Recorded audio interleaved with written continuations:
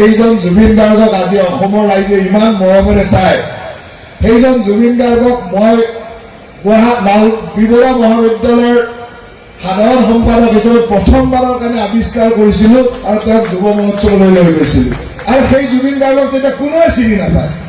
এজন কলেজীয়া ছাত্ৰ, মই কলেজখনৰ জেনেৰেল ছেক্ৰেটাৰী, কলেজত দেখি থাকোঁ গান গাই চুলি তুলি দীঘল, মই ভাবিছোঁ ভাল গান গাব ৱেষ্টাৰ্ণ ভোকেলৰ।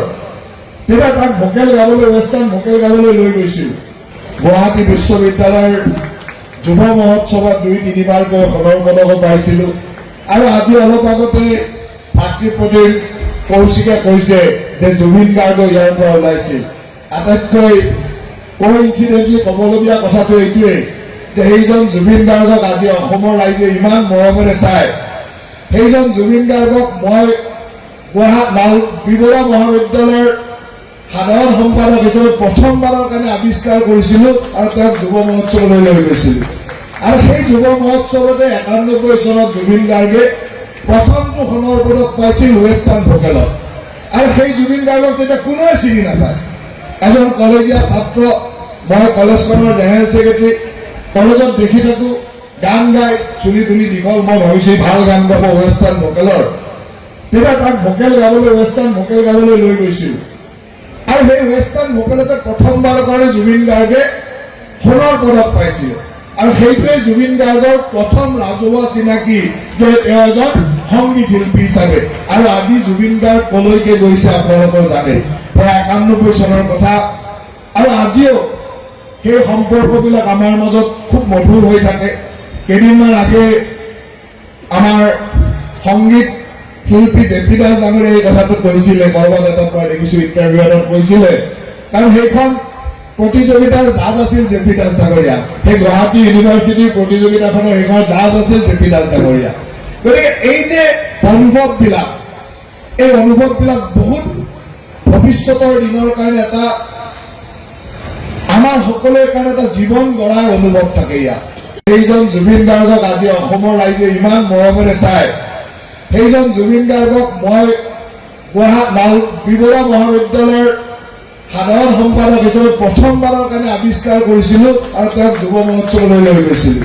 আৰু সেই জুবিন গাৰ্গক তেতিয়া কোনোৱে চিনি নাপায়। এজন কলেজীয়া ছাত্ৰ, মই কলেজখনৰ জেনেৰেল ছেক্ৰেটাৰী, কলেজত দেখি থাকোঁ গান গাই চুলি তুলি দীঘল, মই ভাবিছোঁ ভাল গান গাব ৱেষ্টাৰ্ণ ভোকেলৰ। তেতিয়া তাক ভোকেল গাবলৈ, ৱেষ্টাৰ্ণ ভোকেল গাবলৈ লৈ গৈছিলোঁ। গুৱাহাটী বিশ্ববিদ্যালয়ৰ যুৱ মহোৎসৱত ২-৩বাৰকৈ সোণৰ পদক পাইছিলোঁ।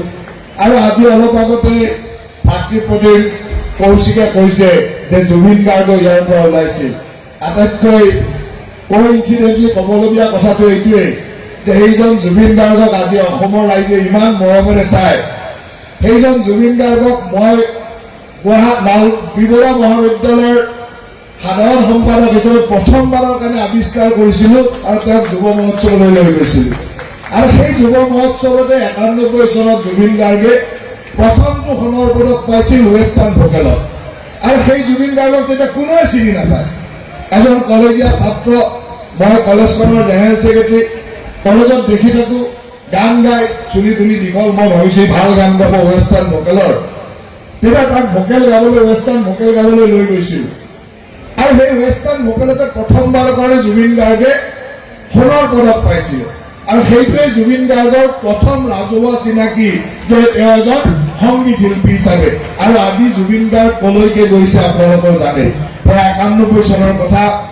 আৰু আজিও সেই সম্পৰ্কবিলাক আমাৰ মাজত খুব মধুৰ হৈ থাকে। কেইদিনমান আগে আমাৰ সংগীত শিল্পী জেপি দাস ডাঙৰীয়াই এই কথাটো কৈছিলে, ক'ৰবাত এটাত মই দেখিছোঁ ইণ্টাৰভিউ এটাত কৈছিলে। কাৰণ সেইখন প্ৰতিযোগিতাৰ জাজ আছিল জেপি দাস ডাঙৰীয়া। সেই গুৱাহাটী ইউনিভাৰ্চিটিৰ প্ৰতিযোগিতাখনৰ সেইখন জাজ আছিল জেপি দাস ডাঙৰীয়া।